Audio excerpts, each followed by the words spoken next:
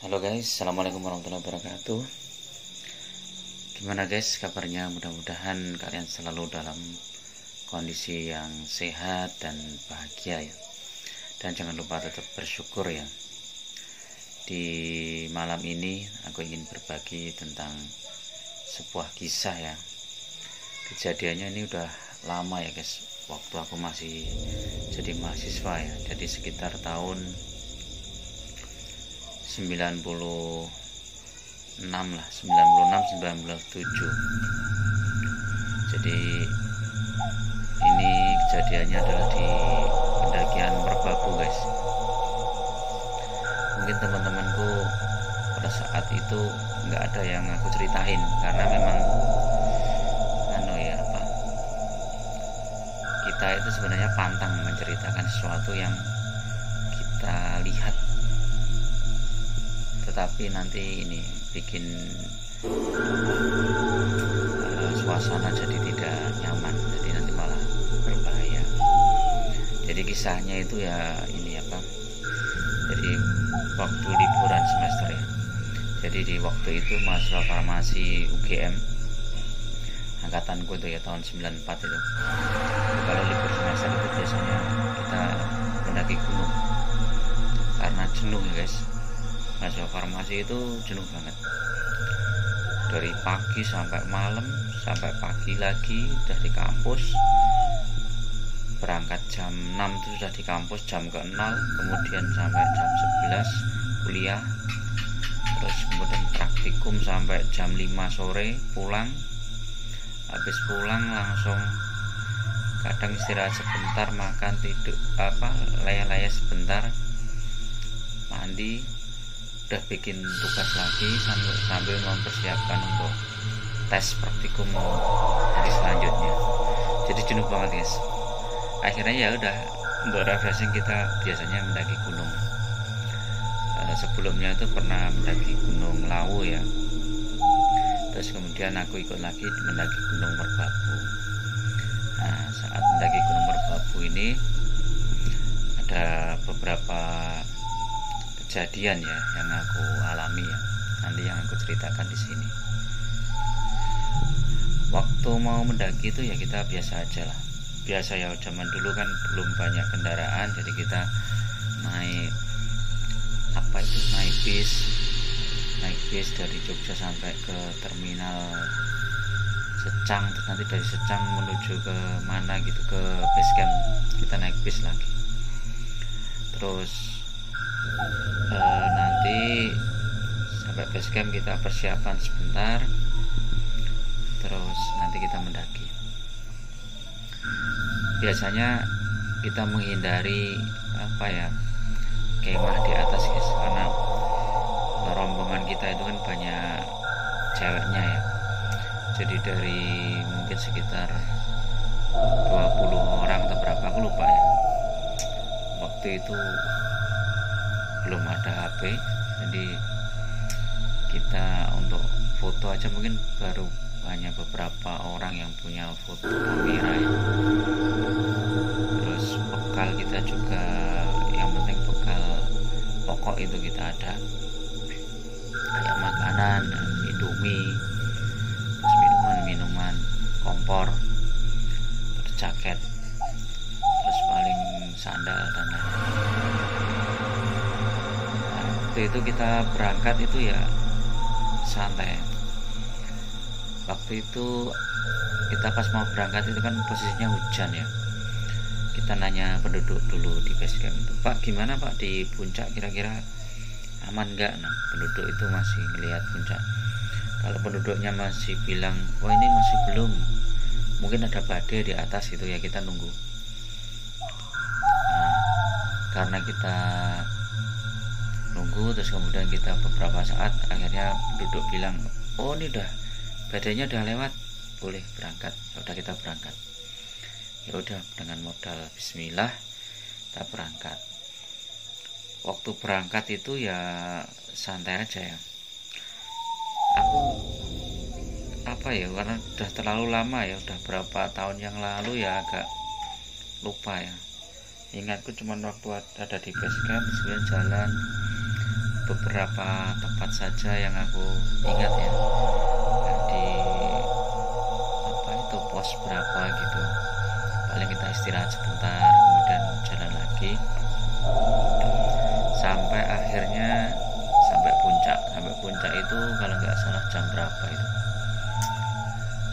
karena kita nggak ngejar sunrise ya, jadi berangkatnya itu dari base camp sekitar jam 11-an, jam 11 siang sampai puncak itu jam,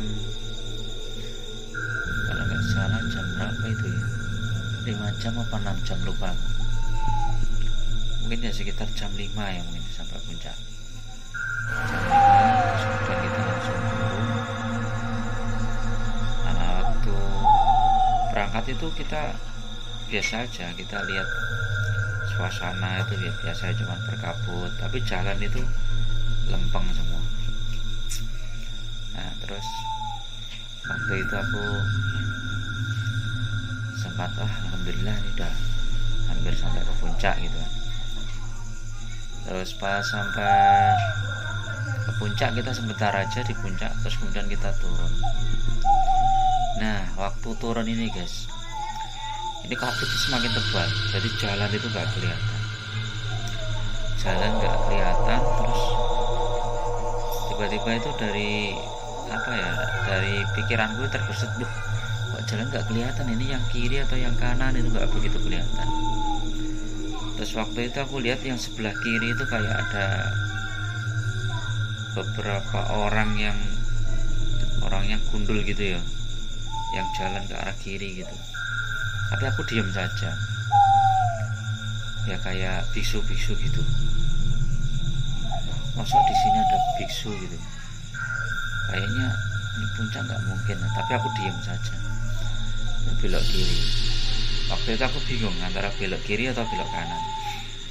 Ya udah, aku akhirnya bismillah belok kiri yang arah biksu-biksu itu. Terus akhirnya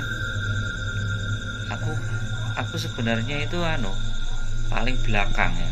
Aku itu sweeping, aku petugas sweeping. Jadi kalau ada teman-teman yang capek itu tak temani, terus nanti baru jalan lagi. Kalau nggak kuat atas tak bawain gitu. Aku sweeping. Pas aku belok kiri itu ada perasaannya nggak enak. Jangan-jangan ada temanku yang salah beloknya ke sana gitu, yang ke kanan gitu. Udah kita belok kiri, terus kemudian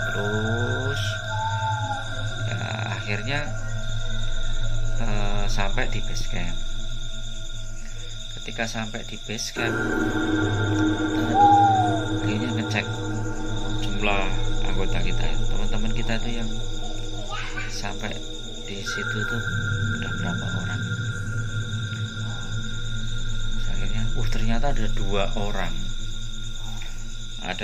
orang yang belum nyampe di base camp, padahal aku sweeping, aku tuh yang paling belakang. Ada dua orang. Nah kita udah agak khawatir juga ini bagaimana ini ya, jangan-jangan itu temanku itu dua orang itu ngambil yang jalan ke kanan gitu. Kalau jalan ke kanan itu kemana ya? Kalau dulu itu kan nggak ada arah-arah gitu, petunjuk arah gitu, nggak jelas gitu guys, beda dengan yang sekarang. Pas kita khawatir, kita tunggu 1 jam nggak nyampe, 2 jam nggak nyampe. Akhirnya kita ngomong ke penduduk di base camp itu, Pak, teman kita ada 2 orang yang belum balik. Ini gimana ya Pak? Ya udah kita tunggu dulu lah 1 jam lagi. Kalau 1 jam lagi nggak datang, ya udah kita harus berangkat ke sana, ke puncak, kita cari. Jangan sampai nanti mereka sampai tersesat di sana. Sampai itu aku jadi ingat guys, jadi pas waktu mau mendaki ke puncak itu kan, di situ ada kembang dua buah kembang yang bagus banget itu guys. Nah itu dipetik itu sama temanku, terus dipetik kan, terus aku bilang, jangan metik sembarangan deh, kembalikan aja. Udah kalau dipetik gak apa-apa, kembalikan aja. Nah waktu itu temanku ya udah harus kembalikan. Nah aku jadi ingat, apa jangan-jangan ini simbol ya bahwa ada teman 2 orang yang sesat itu. Tapi kan aku niatnya baik, kan udah dikembalikan itu. Udah dikembalikan berarti insya Allah ini temanku 2 orang itu kan balik. Jadi feelingku itu 2 orang itu pasti balik. Jadi waktu penduduk itu bilang, Pak, Dek ini yang apa itu ditunggu aja 1 jam lagi, ya aku perasaanku udah mudah-mudahan dia balik. Nah pas kita hampir 1 jam dan kita siap-siap mau berangkat ke puncak, tiba-tiba dari arah bawah itu ada Gojek gitu yang datangnya, ojek lah, bukan Gojek ya, ojek. Dua ojek.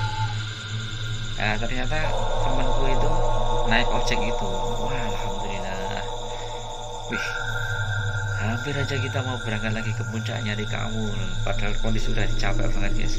Karena kan kita kalau daki itu kan nggak istirahat, begitu sampai puncak langsung balik lagi, nggak ada istirahat. Terus kita ambil bersyukur gitu kan. Nah hikmahnya ya kalau kita mendaki gunung itu ya kita harus hati-hati, jangan sembarangan metik bunga terus atau apa itu ya. Ya itu bukan mitos, tapi kan itu menghormati saja, yang menghormati. Perlakuan kita terhadap alam itu sangat berpengaruh. Terus kalau mendaki gunung itu jangan sampai kita merasa sombong. Wah aku hebat, aku bisa naik gunung. Itu biasanya dari rasa seperti itu akan membuat orang malah cenderung lupa diri, terus lalai, dan dia akhirnya gampang tersesat malah di puncak gunung. Jadi itu guys, ya mudah-mudahan cerita ini ya mungkin gak terlalu gak begitu jelas ya, tapi intinya adalah kita harus hati-hati dan waspada ketika kita mendaki gunung. Hargai adat daerah setempat. Kita menghargai penduduk setempat, kita tanya penduduk, sangat penting sekali. Dan jangan lupa selalu berdoa ya dalam perjalanan itu, ketika kita mau berangkat mendaki sampai di perjalanan sampai pulang lagi, itu selalu berdoa, karena kita nggak tahu ya di gunung itu kan ada apa, itu kita nggak tahu ya. Itu dulu bisa yang aku alami, ya mudah-mudahan bermanfaat, dan kurang lebihnya aku mohon. Assalamualaikum warahmatullahi wabarakatuh.